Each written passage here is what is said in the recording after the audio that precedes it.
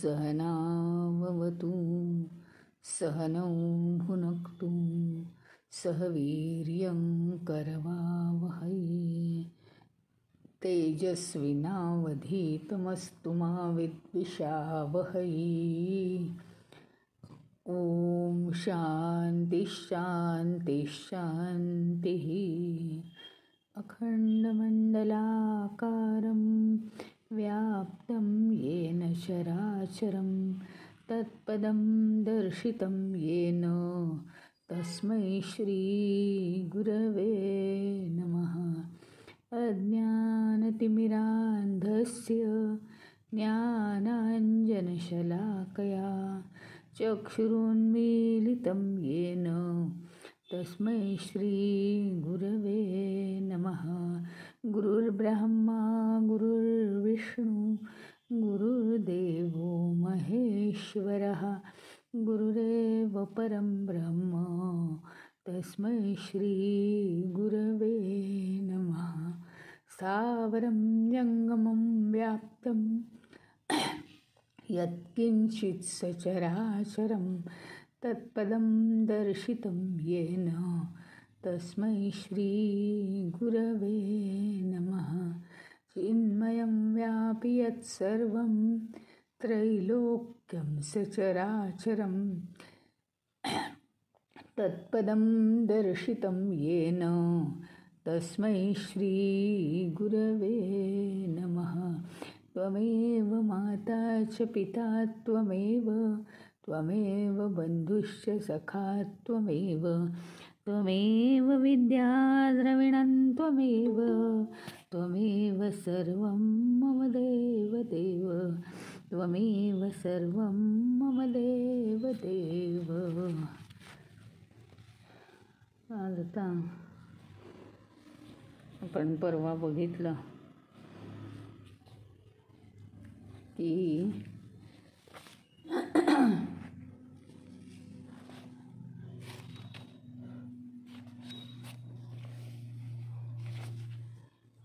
कोण बुद्धिमान असतो? वृद्धांची सेवा केली तर मनुष्य बुद्धिमान होतो।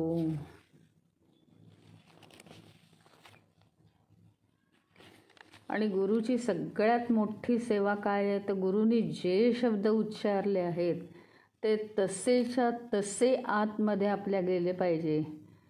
ही पहिली सेवा आहे, ही सगळ्यात मुख्य सेवा। म्हणजे इतर सेवा काय करायच्या नाहीत असं नाही आहे, तन मन धनानी सेवा करायची, परंतु गुरुला सगळ्यात कोणती सेवा केलेली आवडते?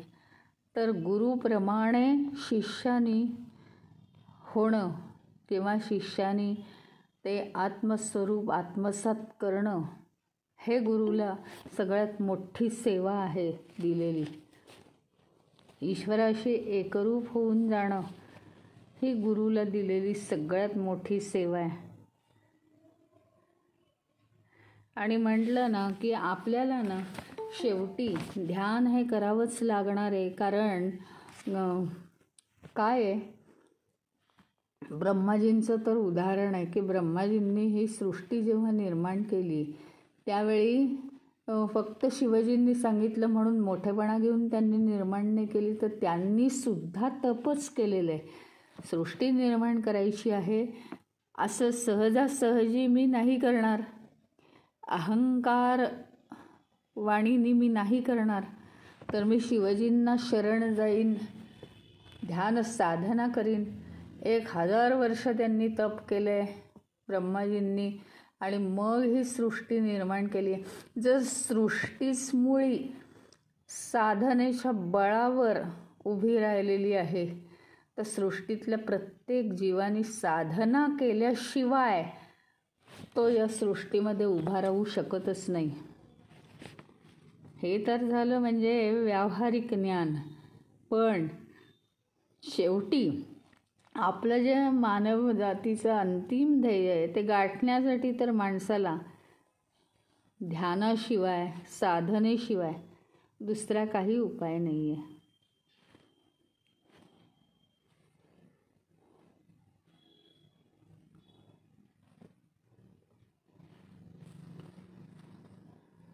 हे जे ऋषीमुनी आहेत हे आदरणीय का झालेत समाजाला?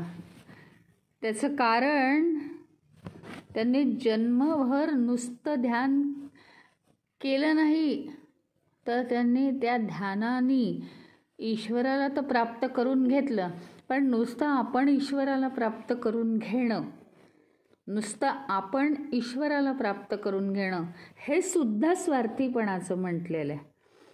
कारण त्याच्यामुळे जेवढी कॅपेबिलिटी येते त्या आपल्या पात्रतेनुसार आपण इतर मानवजातीला उन्नतीकडे न्यायला हवं आहे अशी अपेक्षा आहे. त्याच्यामुळे हे ऋषीमुनी स्वतः तर ध्यान करतात, परमात्म्याला आपलंसं करून घेतात, परमात्मा प्राप्ती करून घेतात, तो अनुभव अखंडपणे ते जगत असतात, तरीसुद्धा ते ज्ञानदान करतात. संपूर्ण समाजामध्ये उभं राहून ते सतत ज्ञानदान करतात. नुसतं काय आहे, नुसतं काय असतं की आपण काहीतरी ऐकतो, कुठेही ऐकतो, म्हणजे रेडिओवर ऐकतो, ह्याच्यावर ऐकतो, त्याच्यावर ऐकतो, चांगल्या चांगल्या गोष्टी ऐकतो, नोट करून ठेवतो, पण ते नोट केलेलं आपण काय करतो, आपण इतरांना सांगत सुटतो. पहा, म्हणजे आत्ता हा मुद्दा कशासाठी आला आहे इथे, तर आपण ऋषीमुनींप्रमाणे समष्टीची सेवा केली पाहिजे, हे मान्य आहे. एक मुद्दा, त्याच्यासाठी आधी साधना करून आपलं मन पूर्णपणे शुद्ध पाहिजे. दुसरी महत्त्वाची गोष्ट, आपण जे ज्ञान इतरांना देणार आहोत ते ज्ञानामध्ये आपण परिपूर्ण असलं पाहिजे. आपल्याला अनुभव आहे का ईश्वर प्राप्तीचा, त्या ज्ञानामध्ये आपण परिपूर्ण असलो पाहिजे. त्याचे मागचे पुढचे सगळे त्या ज्ञानाचे धागेदोरे आपल्याला माहिती पाहिजेत. हे सगळं झालं, आणि शिवाय अत्यंत महत्त्वाची आणि तिसरी गोष्ट म्हणजे हे ज्ञान.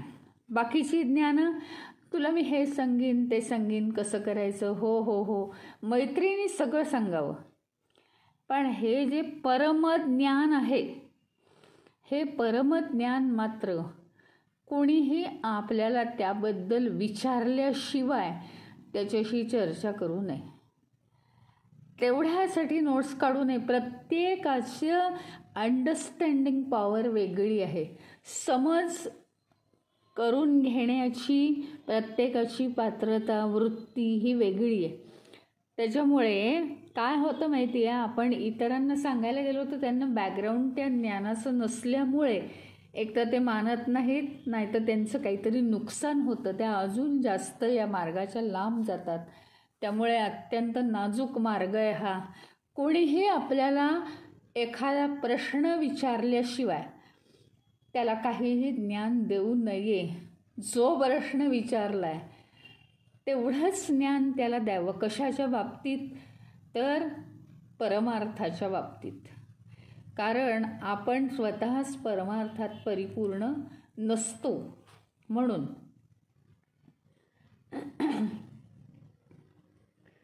म्हणजे नोट्स काढून दुसऱ्याला सांगणं ही अपेक्षा नाही आहे ह्याच्यात. आपण ध्यान साधनेत तत्पर राहणं, आपण ज्ञानात परिपूर्ण होणं.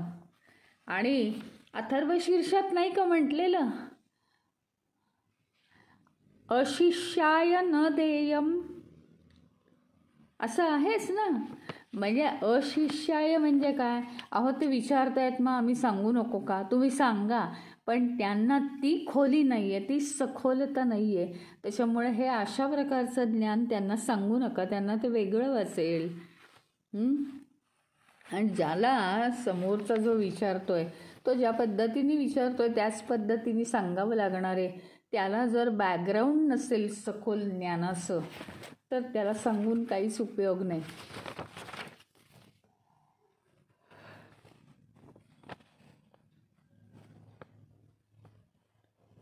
आणि काय आहे माहिती का, हे गुरुसुद्धा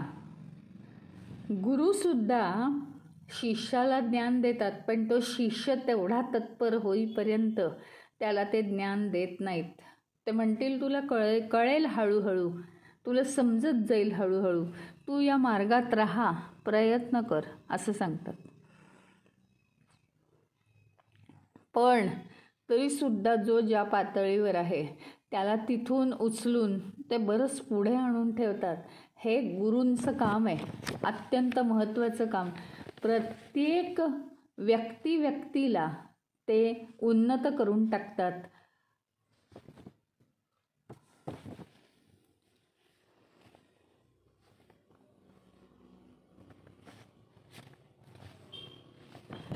आणि म्हणजे व्यक्ती जर उन्नत झाली तर राष्ट्रसुद्धा उन्नत होतं.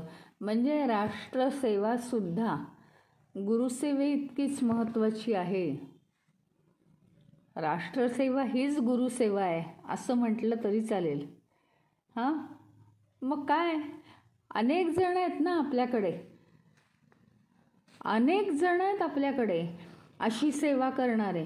म्हणजे नुसतं स्वार्थापोटी मी जर आत्मस्वरूपाचा ठाव घेण्यासाठी ठाण मांडून बसलो तर आत्मस्वरूप मला प्राप्त होईल, पण परमेश्वराला ते नको असतं ना. मग स्वार्थात झालं नाही का, स्वतःचा आत्मस्वरूप प्राप्त करून घेतलं, चला चला चला आता मला मोक्ष द्या, मी मोकळा होतो. नाही, जे ज्ञान मिळालंय त्याचा समष्टीला उपयोग होऊ दे ना. त्याच्यामुळे आपल्या आत्मस्वरूप प्राप्तीबरोबर राष्ट्राचं सुद्धा हित करणं अत्यंत महत्त्वाचं असतं. भाऊ अभ्यंकरांनी हीच सेवा केली निष्ठेनी. मोदीजी आहेत आपले, त्यांची तर निष्ठा एवढी महान आहे, काही विचारूच नका. म्हणजे माझ्याकडे तर शब्द नाहीत वर्णन करायला. आणि या उलट सर्व मंडळी, म्हणजे सर्व वृद्ध मंडळी, आदरणीय मंडळी ज्याच्याकडे राहत होते असा हा दुर्योधन. पण त्यांनी काय केलंय, भीष्माचार्य, द्रोणाचार्य, कृपाचार्य, हां, सगळ्यांचा त्यांनी काय केलं आहे, विदूर आहे, सगळ्यांचा इन्सल्टच केला आहे, अपमान केलेला आहे. त्याला चांगलं आयुष्य मिळेल का कधी आयुष्यात?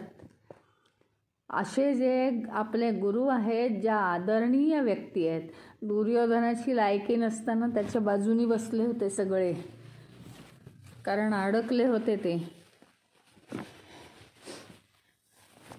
त्यांना पांडवांना हाकलून लावलं तसं त्यांना जाता येत नव्हतं या घरातून निघून.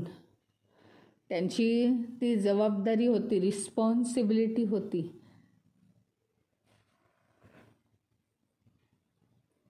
ज्येष्ठांचा अनादर केला, दुर्योधनाचं आयुष्य वाया गेलं. हां,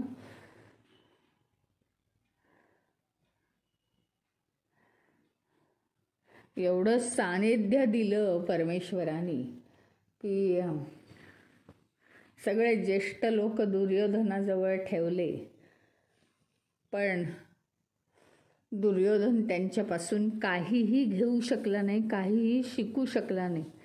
त्याचा पूर्ण विनाशच झाला. त्याचं कारण हे जे वयोवृद्ध असतात आपल्या घराण्यातले, यांचे आशीर्वाद फार महत्त्वाचे असतात. त्यांच्याबरोबर आदरभाव मनात ठेवणं.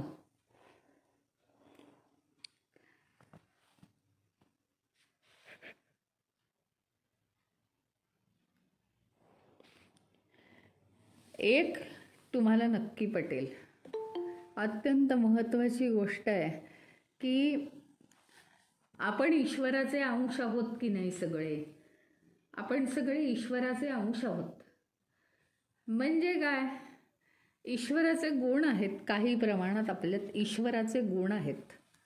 आणि ईश्वराच्या गुणांनी आपण काय होतो, वृद्धिंगत होतो, उन्नत होतो, उदात्त होतो.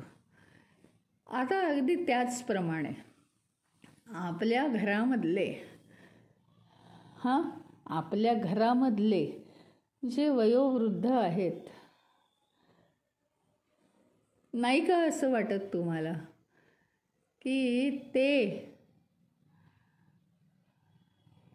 वयोवृद्ध लोक त्यांचाच आपण अंश आहोत? आणि हे असंच असतं, परंपरागत सगळे गुण कमी अधिक प्रमाणात, आधीच्या लोकांचे सगळे गुण कमी अधिक प्रमाणात आपल्यामध्ये उतरत असतात, संक्रमण होत असतं गुणांचं.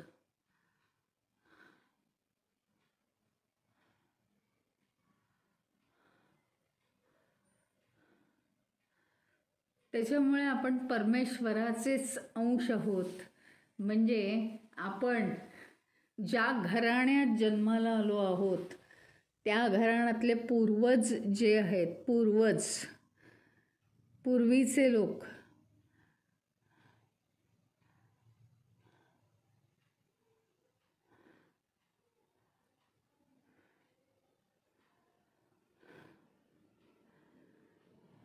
तर ते जे पूर्वीचे लोक आहेत त्यांचाच आपण अंश आहोत, इतकं महत्त्वाचं आहे. आणि त्यांचेच गुण आपल्यामध्ये कमी अधिक प्रमाणात आहेत. तेच गुण संक्रमित होत असतात सारखे. आणि म्हणून त्यांच्याजवळ, ईश्वराजवळ जसा समर्पण भाव आपण ठेवतो तसा त्यांच्याजवळ आपण समर्पण भाव ठेवला पाहिजे.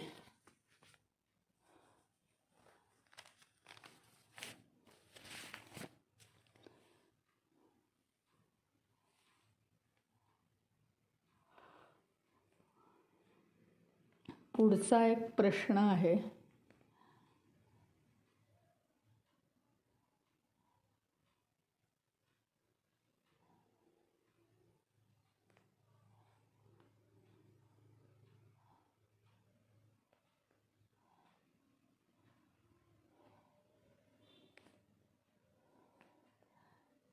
पुढचा प्रश्न असा आहे, किम ऋषीणाम देवत्वम?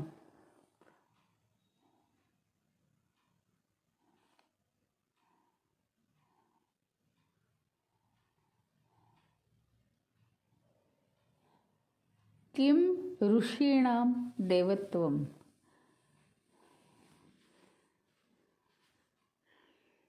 म्हणजे काय?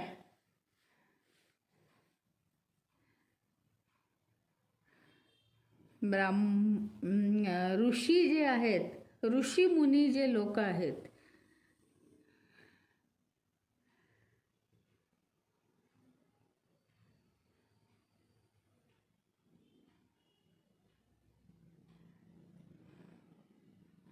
किम ऋषीणाम देवत्वम म्हणजे काय?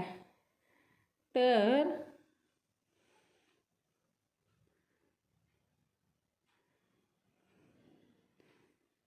ऋषींची दैवी स्वरूप, ऋषी मुनींचं दैवी स्वरूप काय आहे?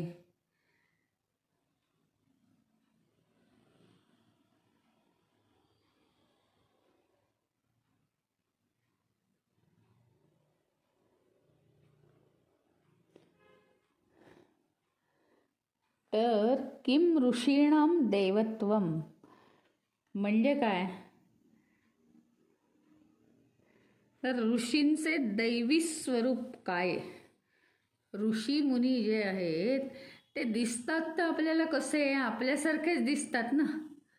मग त्यांचं दैवी स्वरूप काय आहे? का बरं त्यांना एवढं देव मानायचं?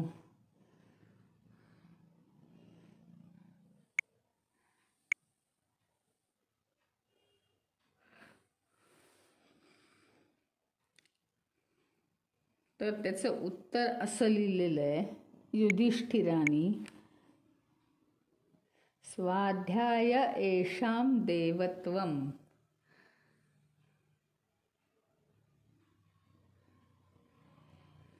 स्वाध्याय येषाम देवत्वम म्हणजे स्वाध्याय करणं हेच ऋषीमुनींचं धन आहे. तर आता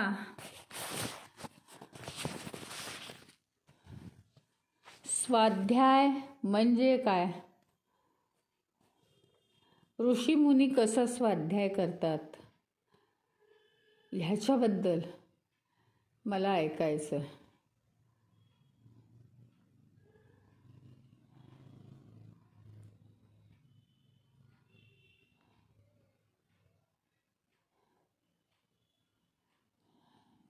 तर सांगा तुम्ही.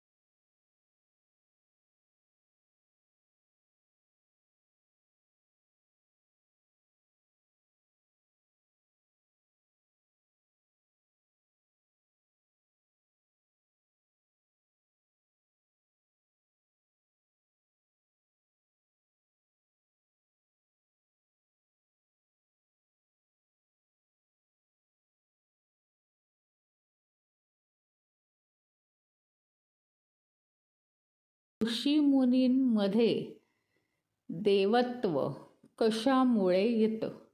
प्रत्येक शब्दाला अर्थ आहे. हां, तर देवत्व देवत्व म्हणजे दिव म्हणजे दिव्यता, प्रकाशणे, निर्माण होणे, नवनिर्मिती होणे, याला म्हणतात दिवधातू. प्रकाशतं, तेजोमय असतं, त्याला दिव हा शब्द वापरतात. तर ते का असं देवत्व प्राप्त होतं, तेज काय येतं त्यांच्या अंगामध्ये? कारण वेदांचा अभ्यास. आता वेदांचा अभ्यास हा शब्दशः अर्थ जर आपण घेतला तर तोही काही चुकीचा नाही आहे. वेदांचा म्हणजे हे जे 4 वेद आहेत त्यांचा अभ्यास. अभ्यास म्हणजे त्याच्यावर मनन चिंतन करणं म्हणजे अभ्यास. आता वेदांचा अभ्यास करणं का महत्त्वाचं? तर खरी गोष्ट म्हणजे काय आहे माहिती का? वेदांमध्ये आम्ही असंही ऐकलं आहे की कर्मकांड आहेत, मग काय उपयोग तो अभ्यास करून वगैरे. पण कर्मकांडापासून ते वेदांतापर्यंत या वेदांचा अभ्यास करून वेदांना प्रसन्न करून घ्यायचं आपल्यावर आणि इतका सखोल अभ्यास करायचा की या इहलोकाची सुद्धा आपली यात्रा अतिशय तेजोमय झाली पाहिजे आणि परलोकाची सुद्धा आपली यात्रा अतिशय तेजोमय झाली पाहिजे. हा एक त्याच्यात उद्देश आहे.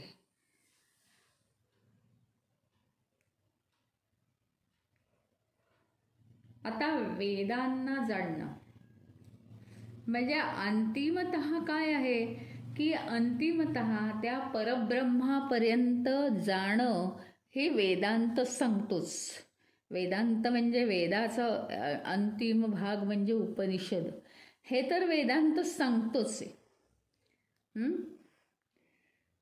तर आणखीन एक महत्त्वाची गोष्ट म्हणजे विद या धातूपासून वेद हा शब्द आलेला आहे. विद, दचा पाय मोडलेला आहे.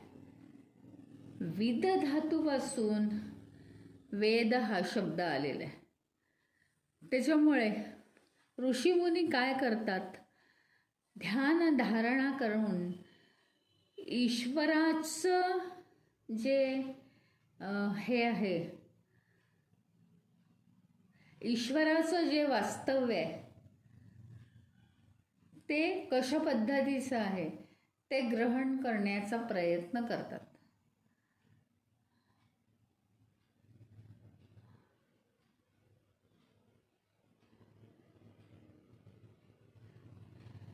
आणि निष्ठेने ते अभ्यास करतात.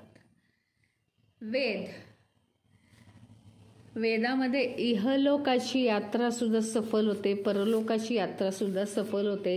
कारण वेदांतामध्ये सगळा आत्मप्राप्तीचा सगळा मार्ग आलेलाच आहे.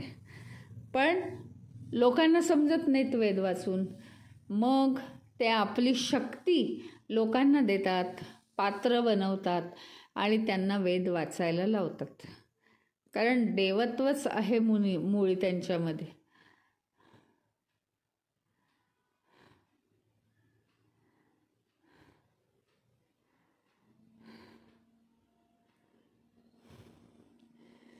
दुसरा अर्थ असा आहे वेदांचा अभ्यास, याचा दुसरा अर्थ असा आहे विद म्हणजे जाणणे. जाणणे म्हणजे काय? जाणणे आधी मला जर आत्मस्वरूप समजलं, मीच जर ते जाणून घेतलं तर मी दुसऱ्यांना त्याचा अनुभव करून देऊ शकतो, नाही तर मी नाही अनुभव करून देऊ शकत. त्या ऋषीमुनींनी स्वतः ते जाणलेलं असतं.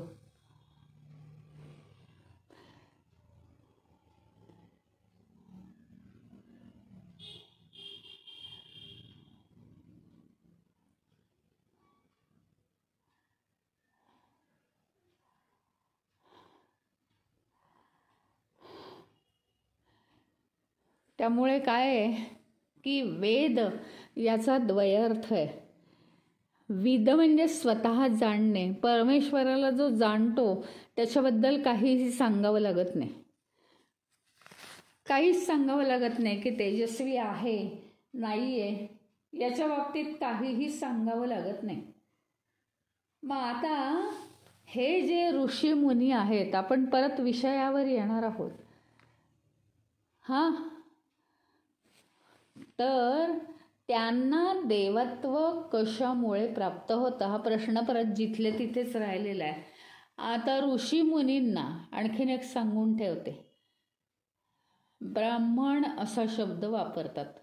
ऋषी मुनींना ब्राह्मण असा शब्द वापरतात. हे आता मी आज मुद्दाम सांगितलेलं आहे. त्याचं कारण इथे संपूर्णपणे यक्ष प्रश्नांमध्ये जातीवर्ण व्यवस्था असा उल्लेख नाही आहे. त्यांनी स्पष्टपणे सांगितलं आहे ही जी वर्ण व्यवस्था आहे त्याचं वर्णन पुढे केलेलंच आहे. तर ही वर्ण व्यवस्था अतिशय योग्य आहे. मग आता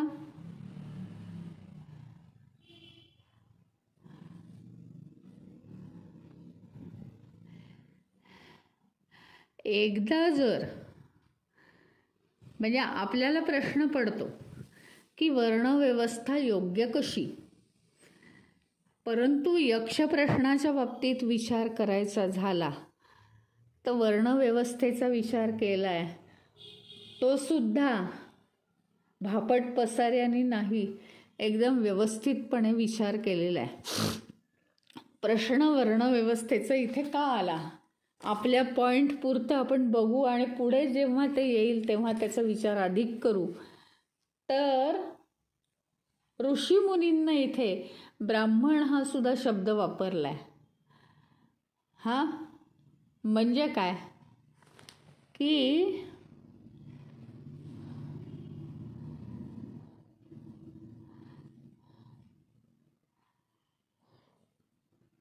किम ब्राह्मणानां देवत्वम किम ऋषीणां देवत्वम.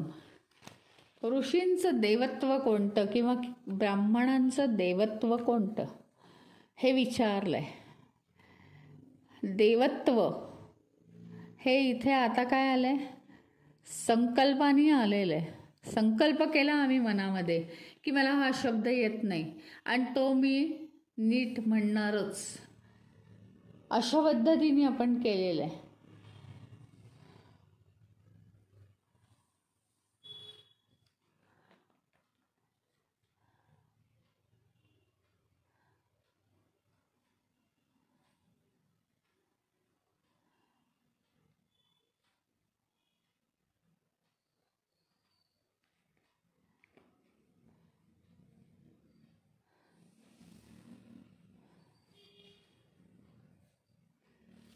तर यांनी हे विद म्हणजे जाणलेलं असतं, परमसत्य जाणलेलं असतं ऋषीमुनींनी, आणि ते वेदांचाही अभ्यास चालू ठेवतात अखंडितपणे.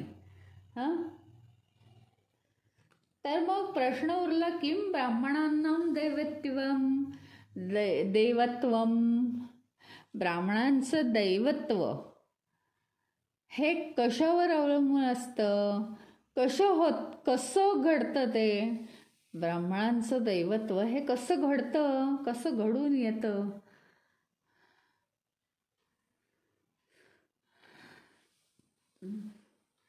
त्यांनी वेद जाणले. वेद म्हणजे वेदांची पुस्तकं नाही, पण वेदाची वृत्ती ठेवली.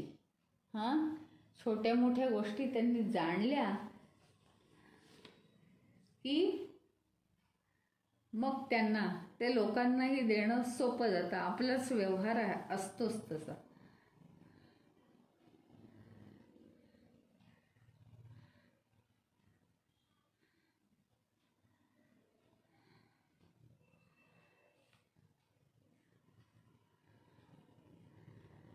हे ऋषीमुनी म्हणजे काय होतात की अगदी देवस्वरूपच होऊन जातात. अजूनही आपण प्रश्नावरच बोलतोय त्या अक्षरशः देवस्वरूप होऊन जातात, म्हणून त्यांच्यामध्ये देवत्व येतं. आता मला सांगा की हे देवत्व येतं हे कशामुळे येतं? तर मी काही फार परीक्षा नाही घेते. स्वाध्यायाणाम देवत्वम.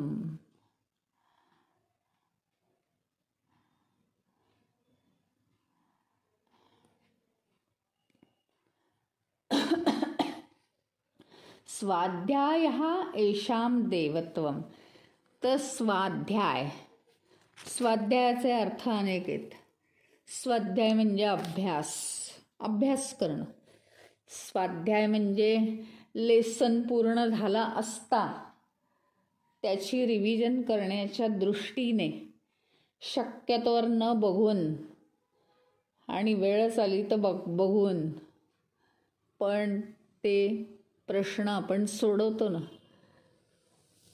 तो चॅप्टर कंप्लीट झाला की मग ते कितीही असू देत.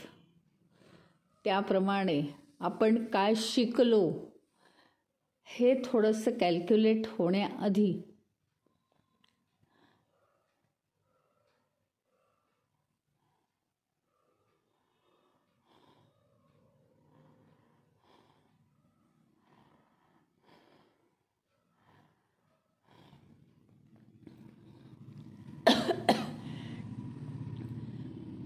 अभ्यास म्हणजे ध्यास लागला पाहिजे. आणि तो ऋषीमुनींना ध्यास लागलेला असतो. कशाचा ध्यास? केवळ आणि केवळ ईश्वराला जाणणं. केवळ आणि केवळ ईश्वराला जाणणं. असं करता करता समोर जर कोणी व्यक्ती आली तर ती व्यक्तीसुद्धा त्या ऋषीमुनींना ईश्वरच भासायला लागते. त्यांची वृत्ती, मनोवृत्ती प्रासादिक वृत्ती असते आणि ती डोळ्यांमधून ती वाहत असते. त्याच्यामुळे सगळ्यात महत्त्वाचं जर काय असेल तर ऋषीमुनींना देवत्व येण्याचं मुख्य कारण म्हणजे स्वाध्याय, स्वाध्याय. तर स्वाध्याय म्हणजे काय? स्वतःचं अंतरपरीक्षण करणं म्हणजे स्वाध्याय. स्वतःचं अंतरपरीक्षण करणं.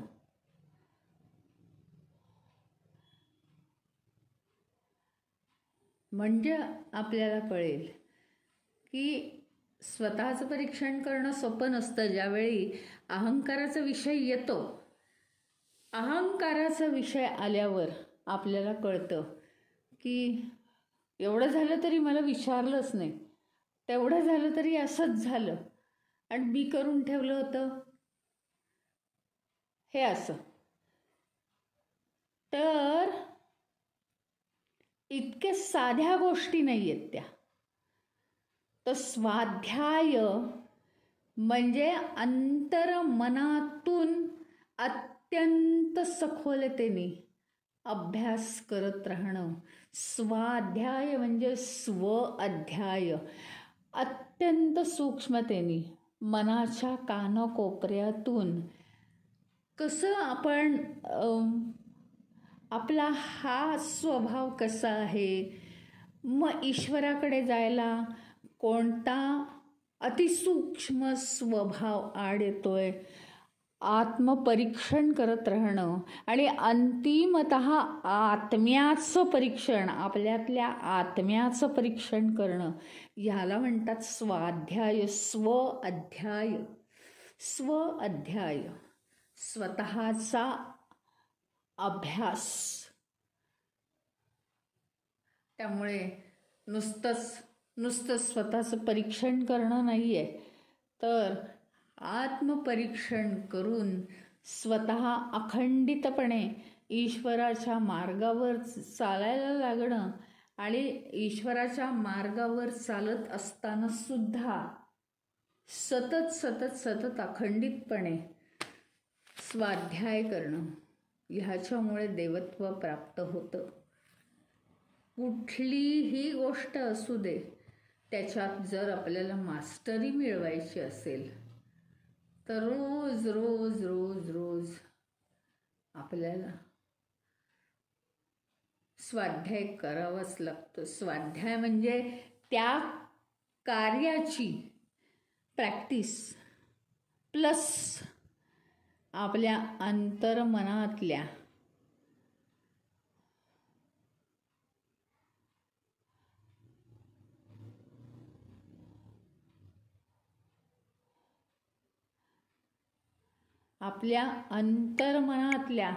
सगळ्या गोष्टींची जाणीव करून घेणं याला म्हणतात स्वाध्याय.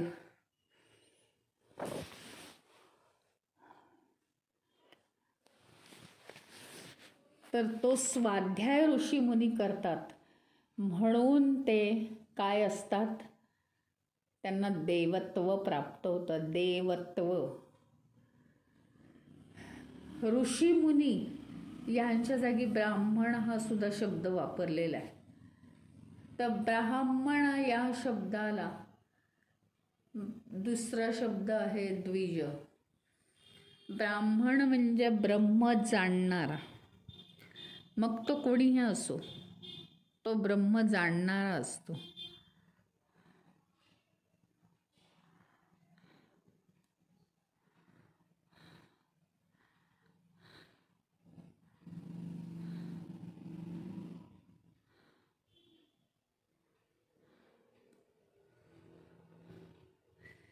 आता ब्राह्मण असं मुद्दाम म्हणतात कारण ब्रह्म जाणतात ऋषीमुनी, म्हणून त्यांना ब्राह्मण म्हणतात. आत्मस्वरूप जाणणं म्हणजेच ब्रह्म जाणणं. ब्राह्मणाला द्विज हे नाव दुसरे आहे. द्विज. द्विज म्हणजे दुसऱ्यांदा जन्म. 2 वेळा तो जन्माला येतो.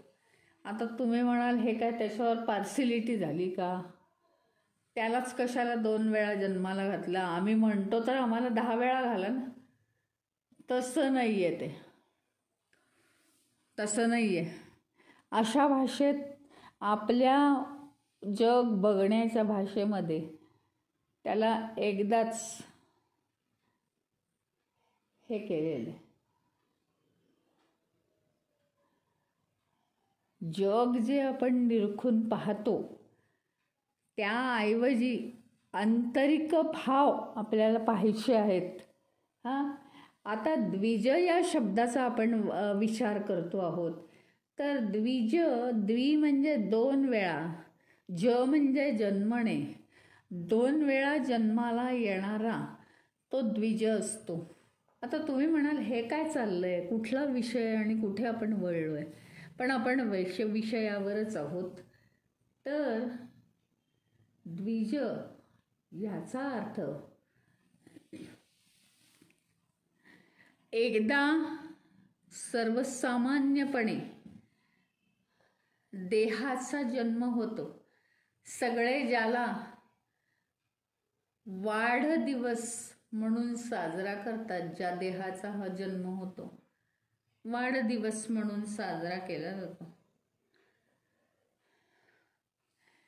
तो आहे एक जन्म. मग आता ब्राह्मणाचा दुसरा जन्म कुठून होतो?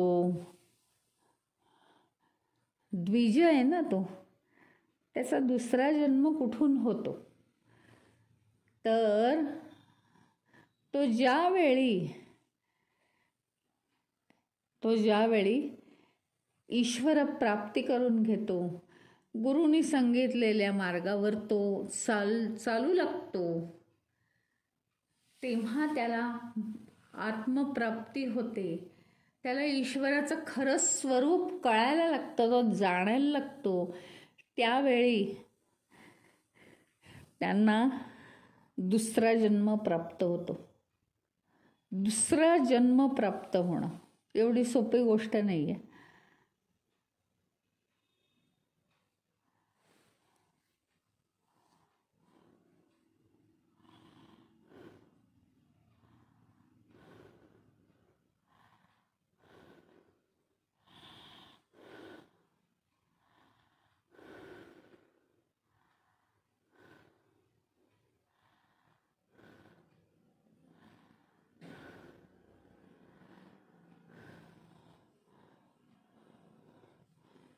त्यामुळे देवत्व प्राप्त करायचं असेल, आपल्याला कुठल्याही आपल्या कामामध्ये देवत्व प्राप्त करायचं, दिव्यत्व म्हणजे थोडक्यात, तर आपल्याला त्याचा स्वाध्याय केला पाहिजे आणि स्वतःकडे आपल्याला निरखून पाहिलं पाहिजे. हे सगळ्यात महत्त्वाचं आहे. हे सूत्र काही इथे संपलं नाही. तुम्हाला आता सगळ्यांना अंदाज आलाच असेल. आधी शब्दशः अर्थ सांगितला जातो, नंतर सर्वसामान्यपणे बोललं जातं आणि नंतर त्याचा गर्भितार्थ काय असू शकणार आहे हाही सांगितला जातो. त्यामुळे आज आता हा श्लोक इथे पूर्णपणे संपलेला नाही, तो आपल्याला उद्या परत करायचा आहे.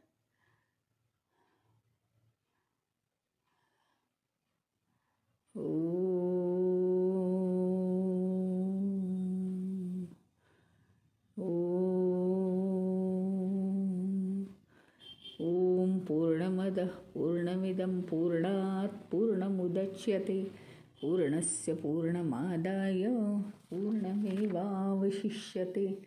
ओम शांती शांती शांती.